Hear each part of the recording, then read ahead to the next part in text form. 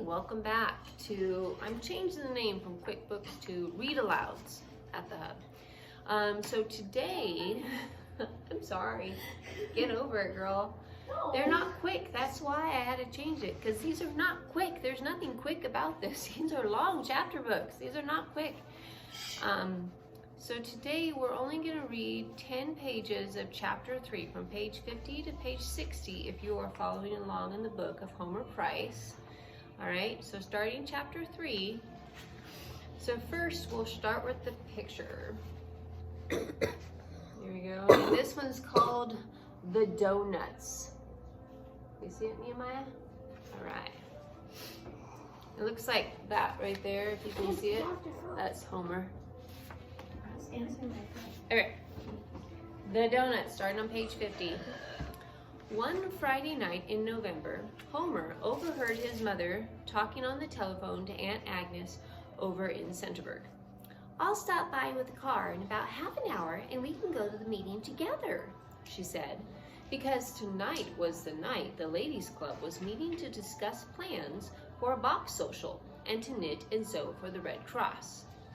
So here's a question for you. What is a box social? Look it up online and make sure to leave a comment and let us know what it is. "I think I'll come along and keep Uncle Ulysses company while you and Aunt Agnes are at the meeting," said Homer.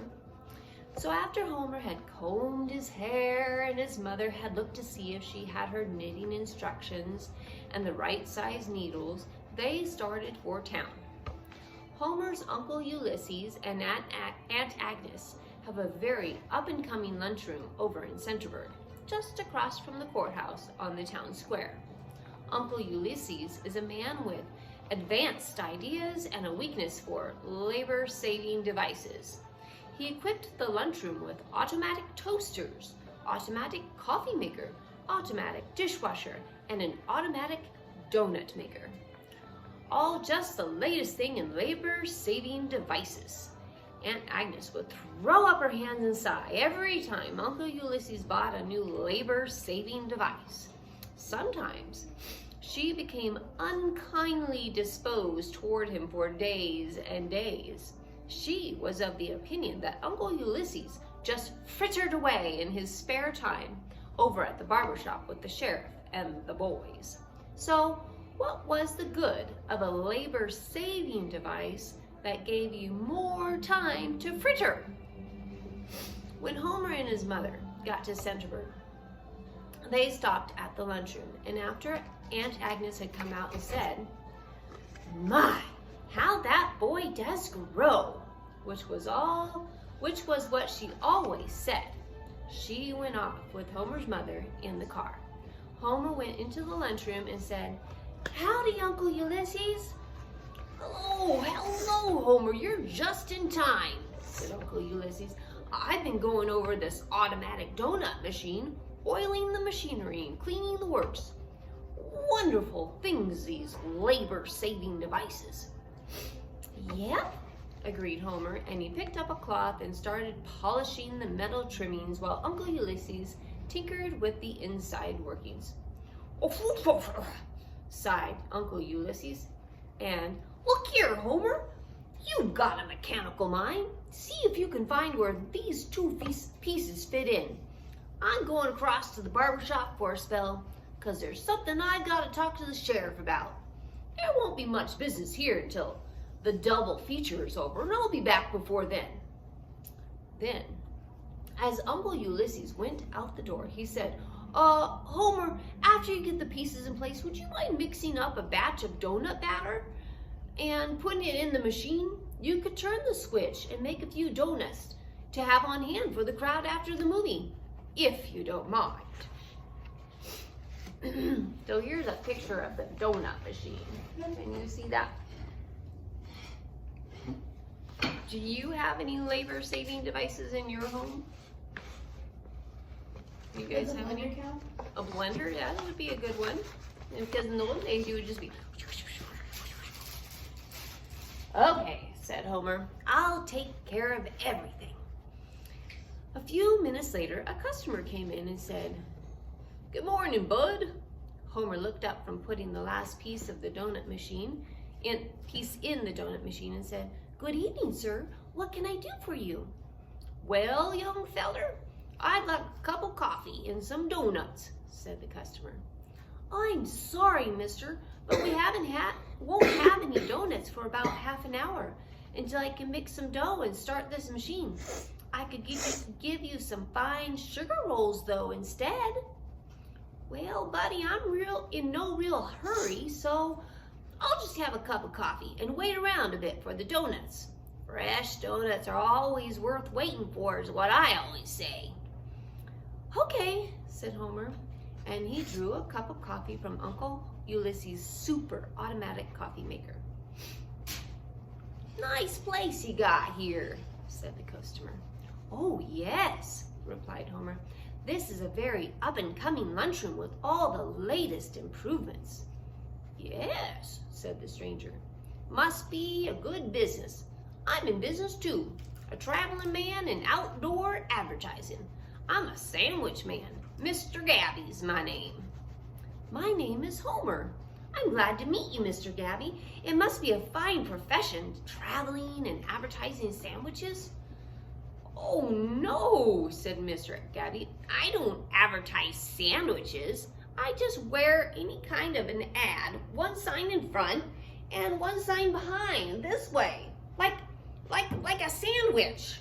You know what I mean?" "Oh, I see. That must be fun. And you travel too?" asked Homer as he got out the flour and the baking powder. "Yeah, I ride the rods between jobs on freight trains, you know what I mean?" "Yes, but isn't it dangerous?" asked Homer. "Of course, there's a certain amount of risk, but you take any method of travel these days, it's all dangerous. You know what I mean? Now, take airplanes, for instance." Just then, a large, shiny black car stopped in front of the lunchroom, and a chauffeur helped a lady out of the rear door. They both came inside, and the lady smiled at Homer and said, "We've stopped for a light snack. Some donuts and coffee would be simply marvelous." Then Homer said, "I'm sorry, ma'am, but the donuts won't be ready until I make this batter and start Uncle Ulysses' donut machine." "Well, now, aren't you a clever young man to know how to make donuts?" "Well," blushed Homer, I've really never done it before, but I've got a receipt to follow." "Now, young man, you simply must allow me to help. You know, I haven't made donuts for years, but I know the best receipt for donuts. It's marvelous, and we really must use it." But ma'am," said Homer. "Now you just wait till you taste these donuts," said the lady. "Do you have an apron?" she asked as she took off her fur coat. Oh, I gotta get a picture of her. So here she is, starting to mix up the donuts. Yeah.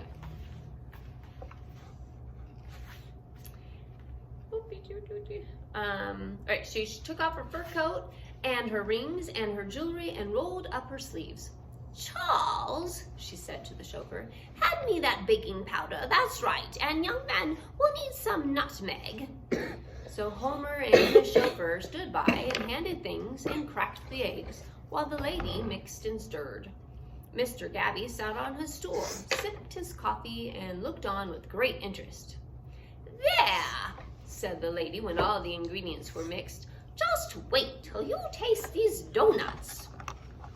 "It looks like an awful lot of batter," said Homer as he stood on a chair and poured it into the donut machine with the help of the chauffeur.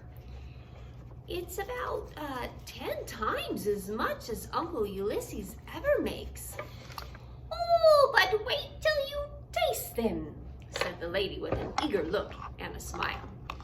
Homer got down from the chair and pushed a button on the machine marked "Start." Rings of batter started dropping into the hot fat. After a ring of batter was cooked on one side, an automatic gadget turned it over, and the other side would cook.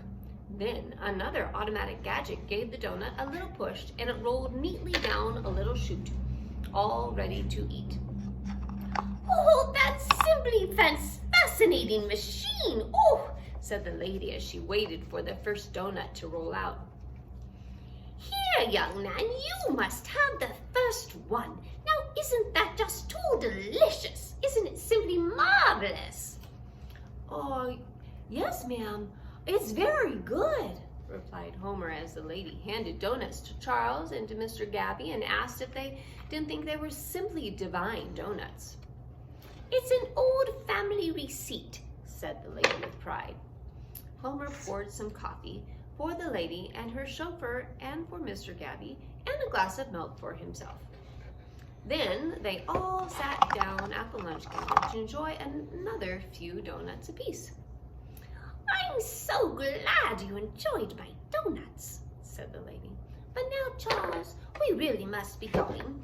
If you will just take this apron, Homer, and put 24 donuts in a bag and take along, we'll be on our way. And Charles, don't forget to pay the young man. She rolled down her sleeves and put on her jewelry. Then Charles managed to get her into her big fur coat.